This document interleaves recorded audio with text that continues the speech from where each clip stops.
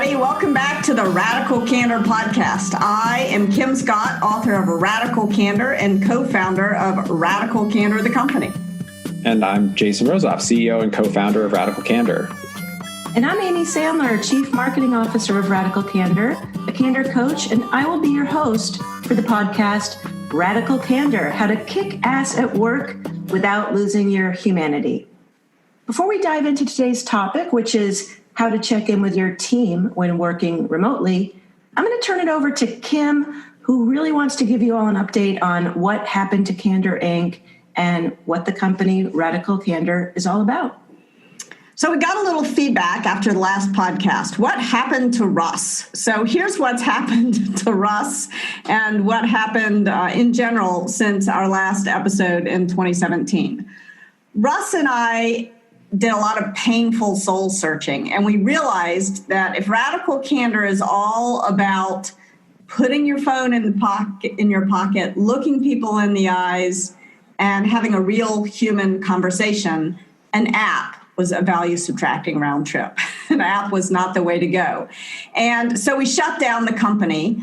Russ went on to lead people operations at Qualtrics, and I retreated to my favorite place in the world, the Writer's Cave, where I wrote a blog post, A Big Change for Candor Inc. And it turns out that human conversations are a great way to connect, but so is writing. And happily, this blog post connected me to Jason Rosoff. Yeah, it was really interesting because it happened to be posted right at the time when I was leaving the organization I was a part of, Khan Academy. And what I appreciated so much about it was just understanding how deeply you had examined the role of technology in sort of mediating human interaction. And as a person who had created technology that was meant to facilitate education, I realized how I had experienced directly just how difficult it was to create software that actually didn't get in the way, but instead supported human-to-human interaction, which is a lot of education really is about humans interacting with each other and sharing ideas. And so reading the post motivated me to revisit the talk that I had seen earlier that year. And I realized that we were sort of kindred spirits and felt compelled to reach out to you. And so I started looking through my network to figure out, is there someone I know that knows Kim? And luckily you had met with my friend Ben Kamens, who you had very generously chatted with us. He was doing his own soul searching, and he was able to connect us together. And so I brought to that conversation just a real curiosity in sort of the experience that led you to writing that blog post. And it turned out to be one of the best conversations I had with anyone as I was leaving Khan Academy. So Jason, what was it about the conversation with Kim that got you excited about Radical Candor?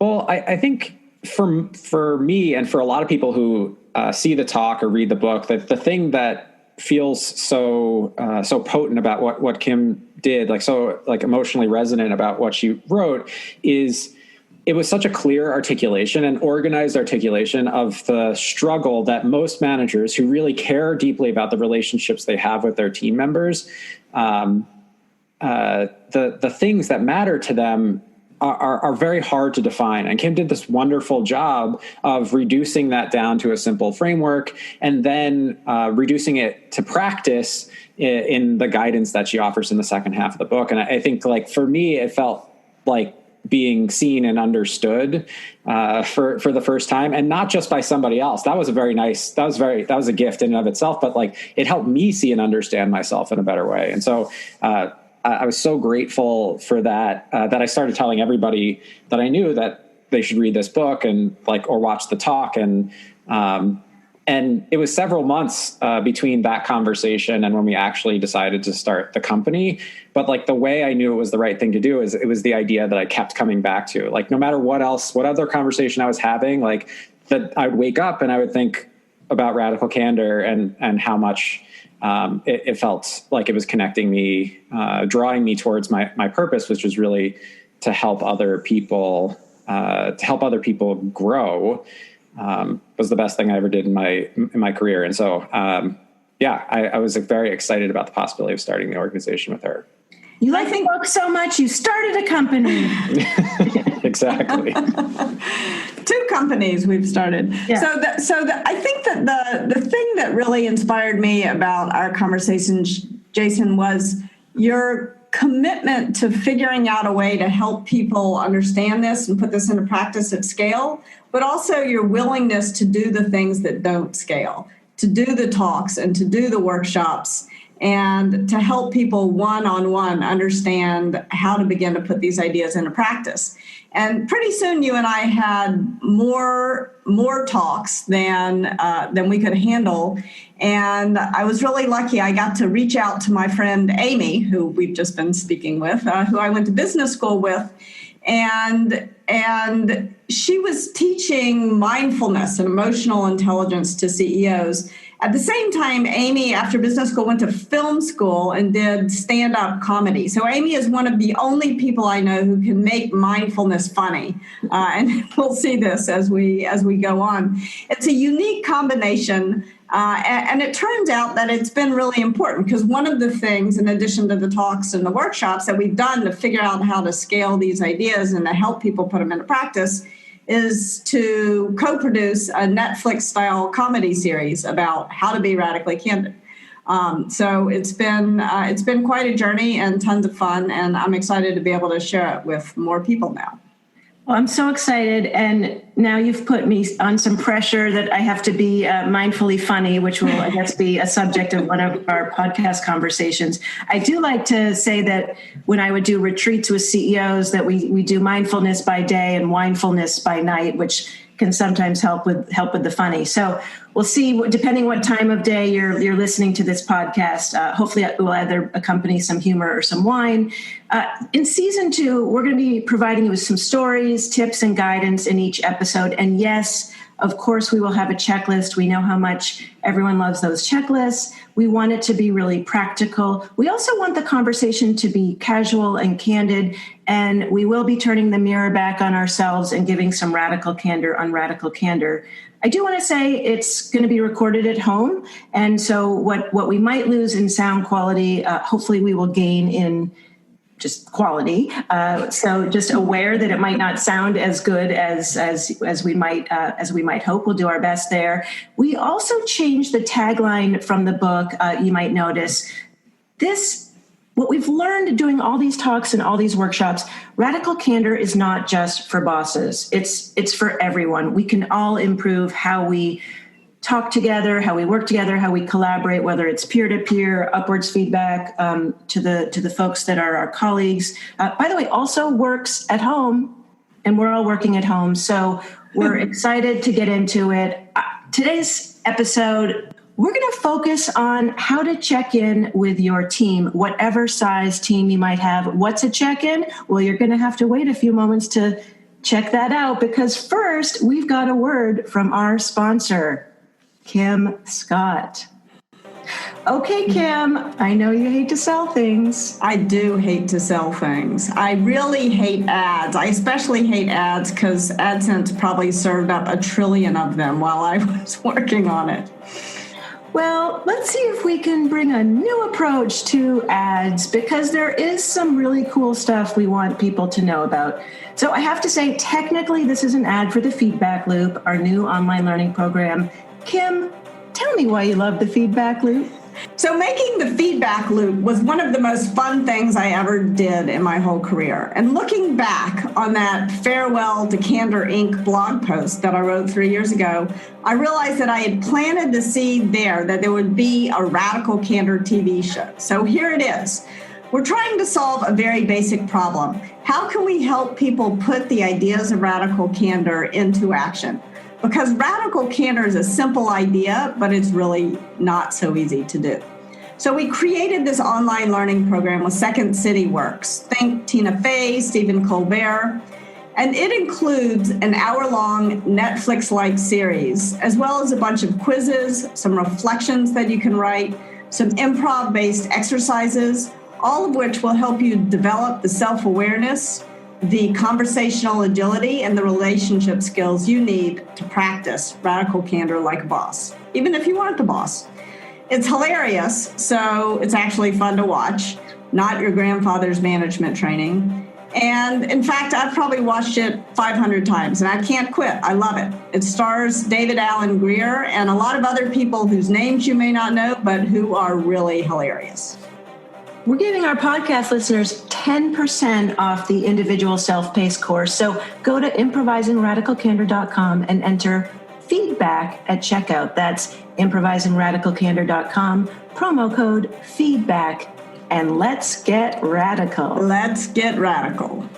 So another thing that has happened since we relaunched the podcast is that we're all working from home, is the COVID crisis. And one of the big pieces of advice that we give in Radical Candor is to have these conversations in person. And by and large, that's not possible right now.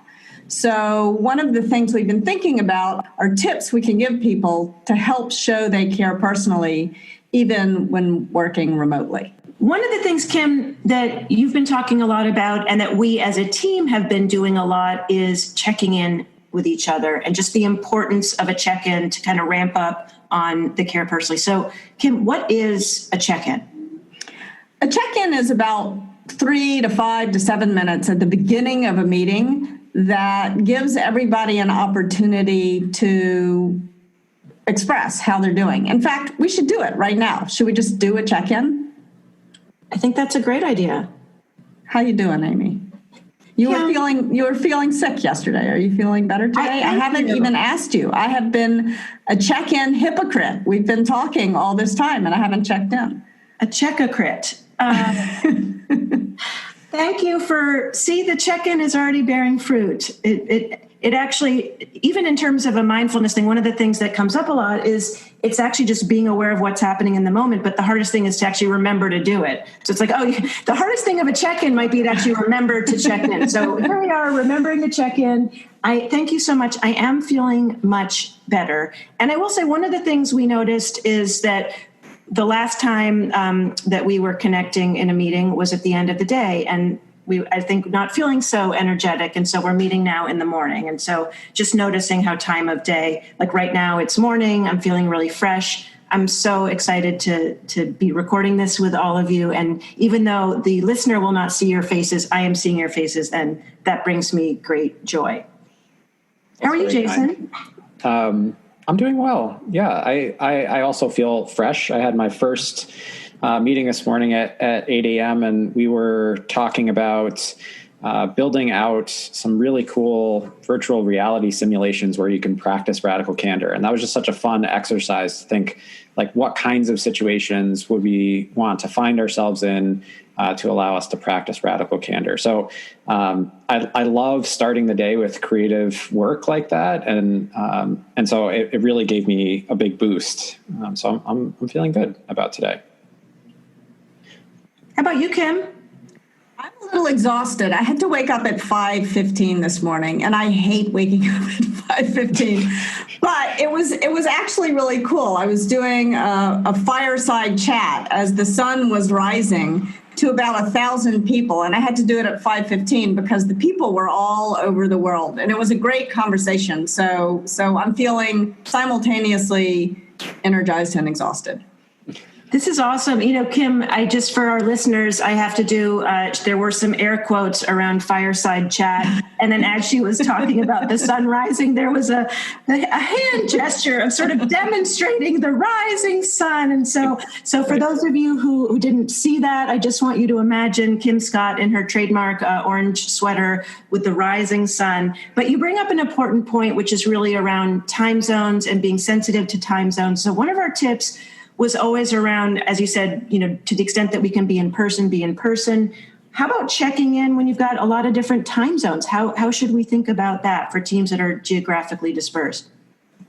I think that one of the things that I like to do is it's twice the work, but half the pain. So it seems worthwhile, is have meetings. If you're based in the US, you have twice the number of meetings, some on European time zones and some on Asian time zones. And that means that even though you're attending more meetings, you're not up at 5:15 in the morning. So that's one way to do it. Another way to do it is 6 a.m. California time, which is okay for most of the world.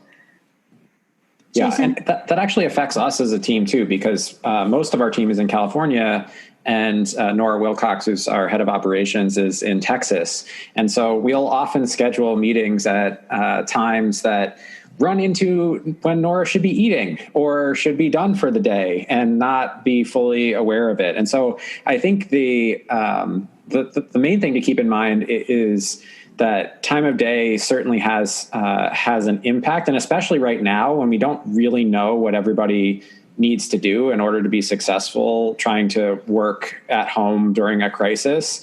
I think being sensitive to either finding ways to adjust schedules to sort of meet people where they are, or at the very least being open to the feedback that a meeting needs to move around in order to make it easier for other people to attend is just especially critical. And so apologies to Nora for a few dinners that we've run into. We talk a lot about how there was this McSweeney's bingo card going around a lot where it was like meetings have lost meaning and time has lost meaning and meaning has lost meaning. And so to the extent that time actually has happened and we were going into 7 p.m. in Texas, apologies on that. But I want to dig into check-in. Our team is quite small. There's 5 of us that meet regularly. But for teams that are larger, we actually got a question from someone who works in the medical profession wanting to do a Zoom check-in for a group of 70 people that they work together. And while really excited to connect and to hear what's on people's minds, also mindful that they didn't want it to turn into just an hour-long gripe session. So how do you think about a meaningful check-in for a really larger group?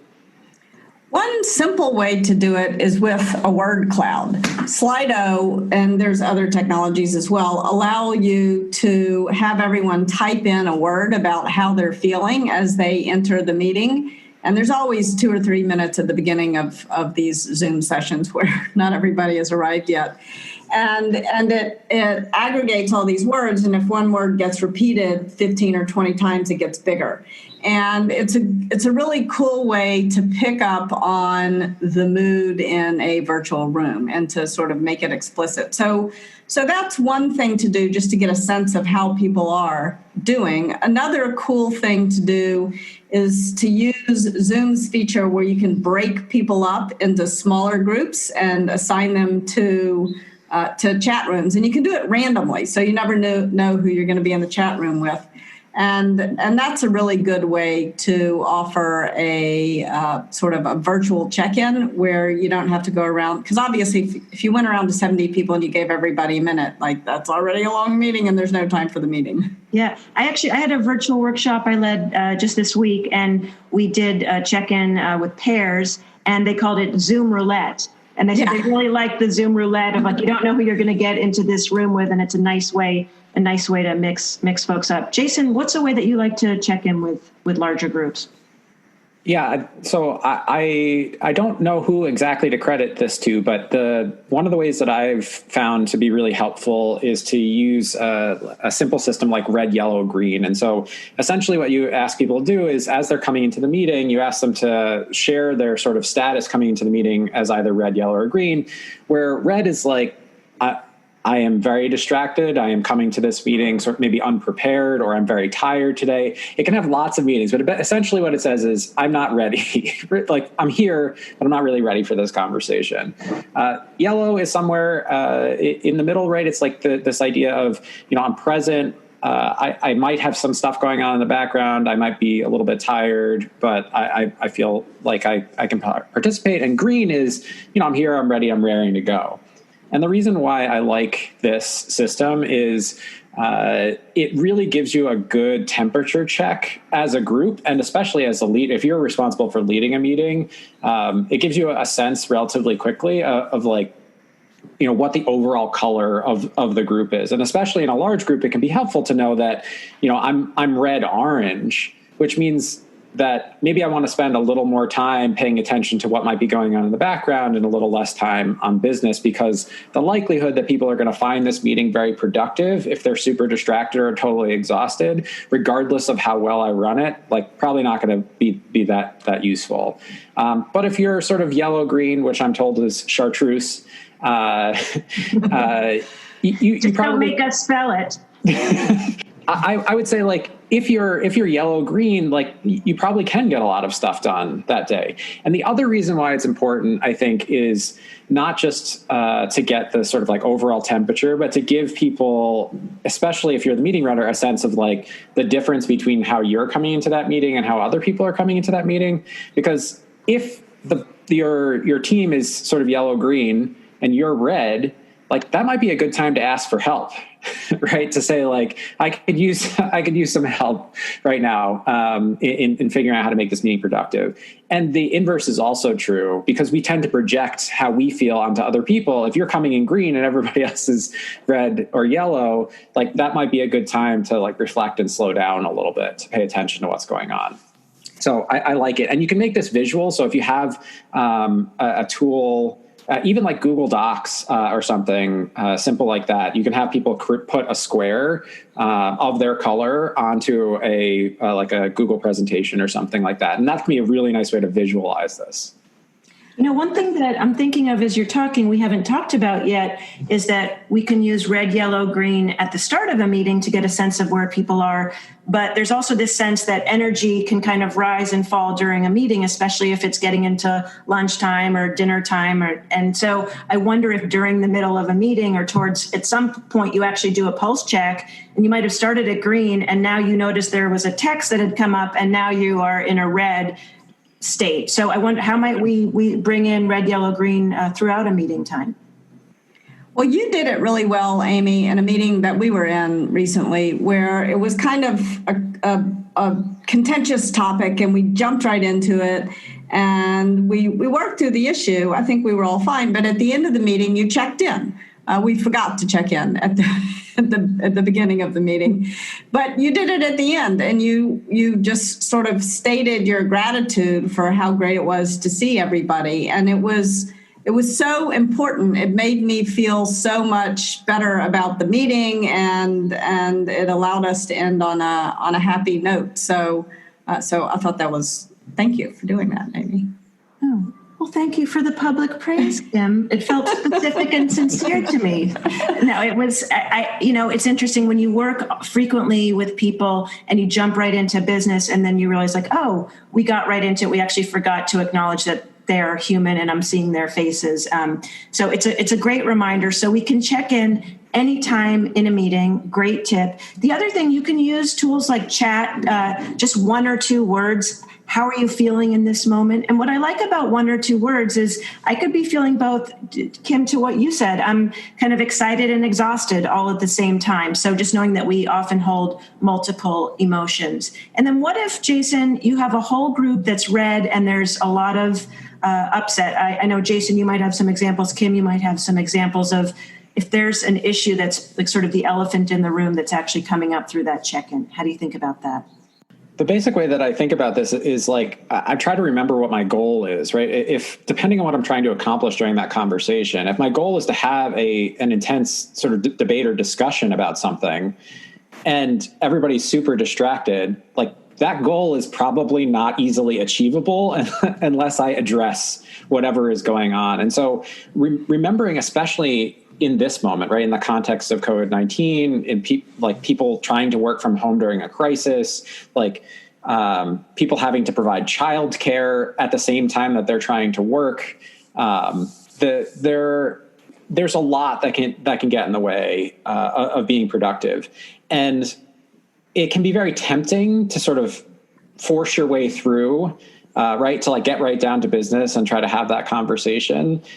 But my experience is that doing that actually produces not only less than stellar results, but it also makes people feel excluded. And that feeling of sort of like it being ignored or excluded causes additional reductions in productivity. So not only do you feel bad about whatever's going on, but then the person running the meeting doesn't even address the fact that you're feeling bad, and so then you feel unseen, and that can actually lead to a further dip in productivity. That combination just feels really bad to me. On the other hand, like, I think if you're a very empathetic person in this moment and you're very worried about how people feel, you might try to go really easy on a conversation when everybody's ready to go. And so like then you've had the opposite problem, which is like you're wasting people's time because they're like there, present, ready to go, and you're trying to ease everybody into it. So I think using that intelligence, sort of using as like telemetry data for how to approach a conversation, I just find that to be really valuable. I'm kind of an efficiency freak. And one of the things I love about the check-in is that you spend 5 minutes and you save 30 minutes very often, because exactly as you said, Jason, if you are pushing on a team and they are all red, you wind up just kind of looking like a jerk and wasting your energy and your breath. Very often, it's tempting to try to dodge issues that get raised, but very often, if you just take a minute to address them, you'll get more done more quickly. I think we had a question from a listener, Amy, about a concern about this. What was the question from the listener? Well, it was really that if it turns into this gripe session, that how do you all of a sudden, like how do you manage that? And so I think there is, especially in the larger group, you mentioned about the importance of getting into smaller groups, because some people can be very sensitive about bringing up more personal issues in a large group. So those smaller groups can be a way to get into some more concerning emotional issues. But I think, Kim, you had an example where someone in a meeting brought up a challenging issue that was actually resolved in that meeting, because they realized if they didn't resolve it, to Jason's point, if you don't resolve it, you actually are doing more harm than good, because something has been raised and you're not addressing it. Yeah, very often if one person has an issue, everybody in the meeting has an issue. And if you address the issue for everybody all at once, it's way more efficient than trying to do it one by one. It's not a gripe session, it's a problem-solving session. But I think it's also important to remember about check-ins that it's not always bad news you get. Like sometimes people are doing really well. Two of the most memorable check-ins I've ever participated in were good news. In one case, Brian Schreier, who I worked with at Google, was doing his check-in, and he said, I woke up this morning and I went on a run, and it was one of those crystal clear, spectacularly beautiful California mornings, and I'm bringing all that energy with me into this meeting. And very often when I wake up and take my dog out for a walk, I now think of Brian Schreier, and I feel a little bit more positively about the world. And I bring his commitment to bringing that beautiful morning with me throughout the whole day. Another time I was doing a check-in and Christina Wire, who's on my team at Google, said that she had been up all night in the emergency room with her son. And I sort of looked at her. I said, well, why don't you go home? You must be exhausted.